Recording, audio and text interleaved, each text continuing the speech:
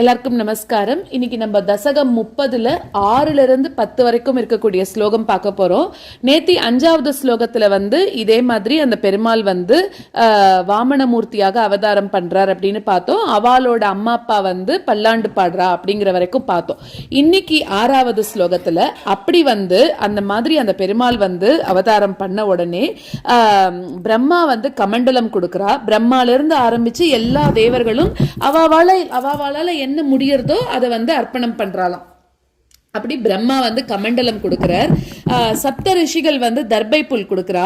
அதித்தி அந்த அம்மா தாய் கௌபீனம் கொடுக்கிறா. காஷ்யபர் மௌஞ்சி கொடுக்கிறார். சோமன் அதாவது ஒரு வன தேவதை அவர் தண்டம் சமர்ப்பிக்கிறார். சரஸ்வதி தேவி உனக்கு ஜபமாலை கொடுக்கிறா. எல்லாரும் என்னென்ன முடியுமோ அதே மாதிரி உனக்கு சமர்ப்பணம் பண்றா. அப்போ உன்னோட அப்பாவா இருக்கக்கூடிய காஷ்யபர் அவர் என்ன பண்றாருன்னா உனக்கு உபநயனமும் பண்ணி வைக்கிறார். சோ அந்த மாதிரி அந்த உபநயனம் பண்ணிட்ட உடனே நீ எப்படி இருக்க, இந்த மாதிரி வாலாம் கொடுத்த அந்த சாமானோட நீ எல்லாத்தையும் போட்டு இருக்கிறதுனால எப்படி இருக்கான், உன்னோட திருமேனி அவ்வளோ அழகா இருக்கு அப்படின்னு சொல்ற. சோ நீ அக்னியில பண்ண வேண்டிய செயல்கள் எல்லாத்தையும் பண்ணி முடிச்சதுக்கு அப்புறமா, அதாவது உபநயனம் எல்லாம் ஆனதுக்கு அப்புறமா இப்ப எங்க போறார் பெருமாள்னா பலி யாகம் பண்ணிட்டு இருக்கக்கூடிய, அதாவது அஸ்வமேத யாகம் நடந்துட்டு இருந்த அந்த ஒரு அரண்மனைக்கு இப்ப கிளம்பி போறாராம். அந்த குள்ள வடிவத்தோட இவாள்லாம் கொடுத்த அந்த கமண்டலத்தோட குடையோட எல்லாத்தோடையும் கிளம்பி அந்த இடத்துக்கு போயின்னு இருக்க.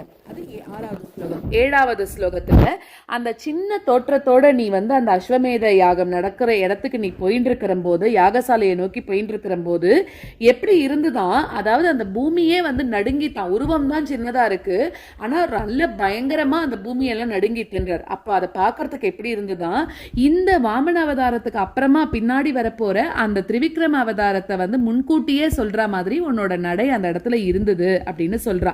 அதாவது நீ உடம்ப அசைச்சு நடக்கும்போது இந்த உலகமே அசையற மாதிரி இருந்துதான் அந்த மாதிரி.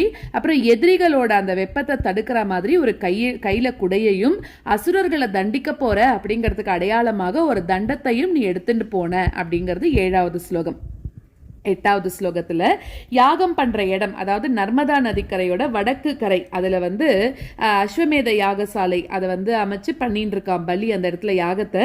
அந்த இடத்த நீ அடைஞ்சும் போது உன்னோட திருமேனியோட ஒளி, அதாவது அவ்வளோ பெரிய பயங்கரமான ஒளி இருக்கான். அந்த ஒளி என்ன பண்றதா, சுக்கராச்சாரியார் மாதிரி இருக்கிறவாளோட கண்கள் அது எல்லாமே கூசுற மாதிரி ஆயிடுதான். அவ்வளோ பயங்கரமான ஒளி இருந்துதான்.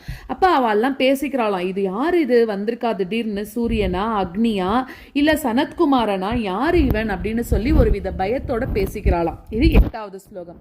9வது ஸ்லோகத்துல எல்லாரோட மனசையும் கவர்ந்த அந்த உன்னோட அந்த பெரிய ஒளியினால ஒளி குன்றி போய் இருக்காய்ப்பாங்க எல்லாரும். அப்புறமா பிருகு வம்சத்துல வந்தவாளும் சுக்கராச்சாரியார் மாதிரி இருக்கிறவாளும் என்ன பண்றான்னா, யாரோ வந்திருக்கா அப்படின்னு உன்னை விரைவாக அவ உனக்கு முன்னாடி உன்னை வரவேற்கிறா.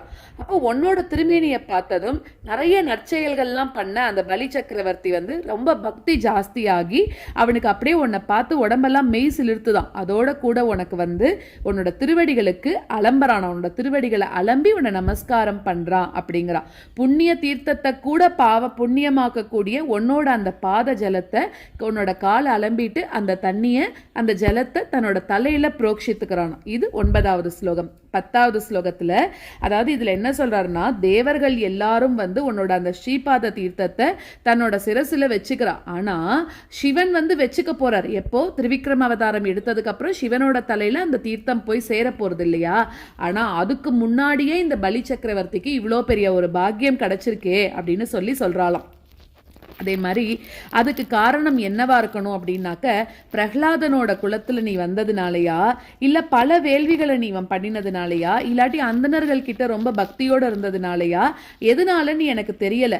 அந்த மாதிரி இந்த தீர்த்தத்தை சுமக்கக்கூடிய பாக்கியம் இப்படி இவனுக்கு கிடைச்சிருக்கிறது எதனாலன்னு தெரியலையே அப்படிங்கிறார். அந்த மாதிரி குருவாயூர்ல எழுந்தருளி இருக்கக்கூடிய குருவாயூரப்பனா இருக்கக்கூடிய நீதான் என்ன காத்தருளணும் அப்படின்னு 10வது ஸ்லோகத்தை பூர்த்தி பண்ணி இந்த தசகத்தை பூர்த்தி பண்றார். இப்ப நம்ம இதோட ஸ்லோகங்களை கத்துக்கலாம்.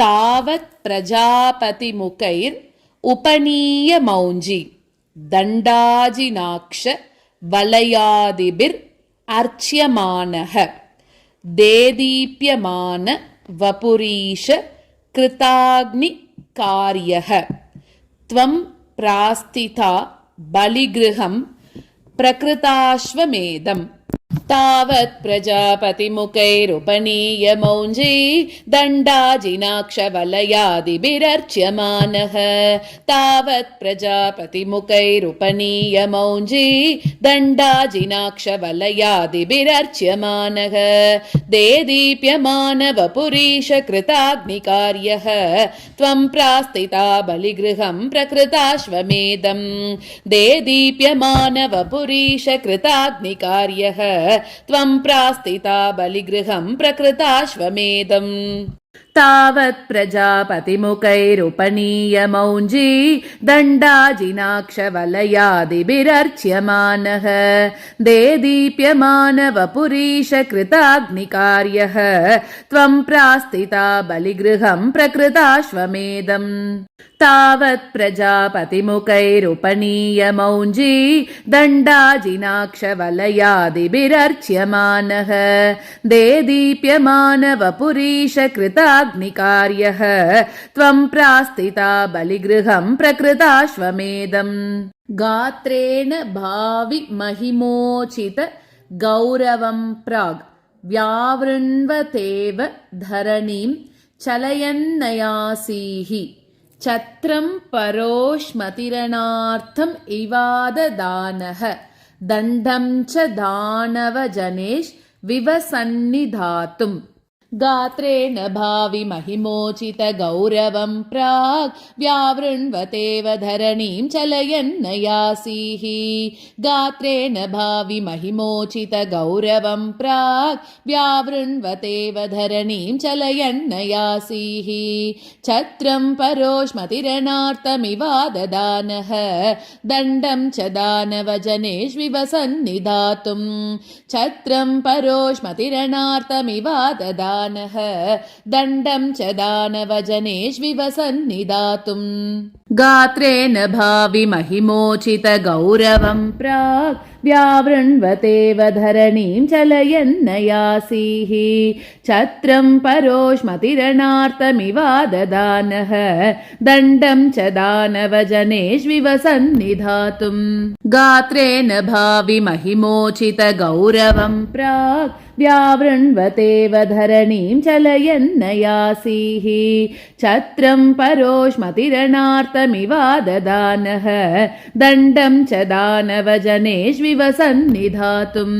तां नर्मदोत्तरतटे हयमेधशालाम् आसेदुषि त्वयि रुचा तव रुद्धनेत्रैः भास्वान् किमेष दहनोनु सनत्कुमारः योगीनु कोयमिति शुक्र मुखैः शशङ्के तां नर्मदोत्तरतटे हयमेधशालाम् आसेदुषि त्वयि रुचा तव रुद्धनेत्रैः तां नर्मदोत्तरतटे हयमेधशालाम् आसेदुषि त्वयि रुचा तव रुद्धनेत्रैः भास्वान् किमेष दहनोनु सनत्कुमारः योगीनु कोयमिति शुक्रमुखैः शशङ्के भास्वान् किमेष दहनोनु सनत्कुमारः योगीनु कोयमिति शुक्रमुखैः शशङ्के तां नर्मदोत्तरतटे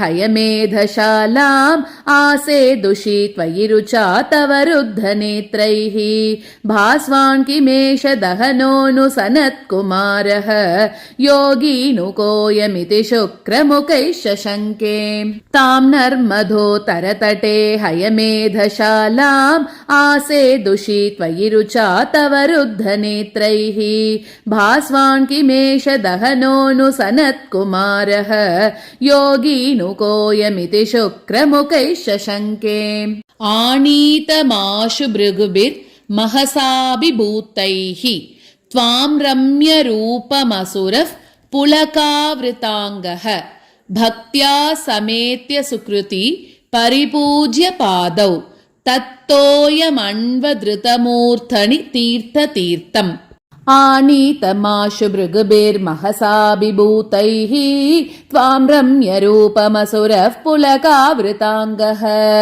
आनीतमाशु भृगुभिर्महसाभिभूतैः त्वां रम्यरूपमसुरः पुलकावृताङ्गः भक्त्या समेत्य सुकृती परिपूज्य पादौ तत्तोयमन्वधृतमूर्तनितीर्थतीर्थम् भक्त्या समेत्य सुकृती परिपूज्य पादौ तत्तोयमन्वधृतमूर्तनितीर्थतीर्थम् आनीतमाशु भृगुभिर्महसाभिभूतैः त्वां रम्यरूपमसुरः पुलकावृताङ्गः भक्त्या समेत्य सुकृती परिपूज्य पादौ तत्तोयमन्वधृतमूर्धनितीर्थतीर्थम् आनीतमाशु भृगुभिर्महसाभिभूतैः त्वां रम्यरूपमसुरः पुलकावृताङ्गः भक्त्या समेत्य सुकृती परिपूज्य पादौ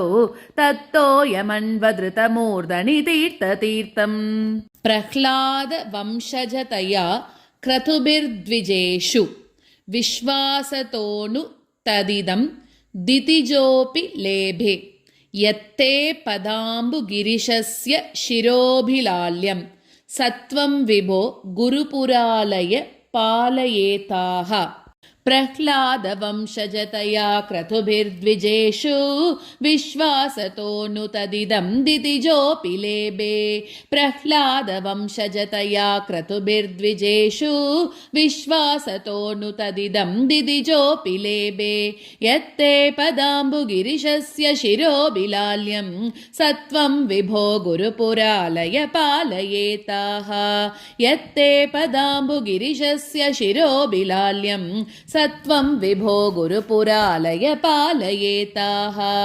प्रह्लादवंशजतया क्रतुभिर्द्विजेषु विश्वासतोनु तदिदं दितिजोऽपि लेभे यत्ते पदाम्बुगिरिशस्य शिरोभिलाल्यं सत्वं विभो गुरुपुरालय पालयेताः प्रह्लादवंशजतया क्रतुभिर्द्विजेषु विश्वासतोनु तदिदं दितिजोऽपि लेभे यत्ते पदाम्बुगिरिशस्य शिरोभिलाल्यं सत्वं विभो गुरुपुरालय पालयेताः नारायण अखिल गुरो भगवन्नमस्ते सर्वत्र गोविन्दनाम संकीर्तनं गोविन्द गोविन्द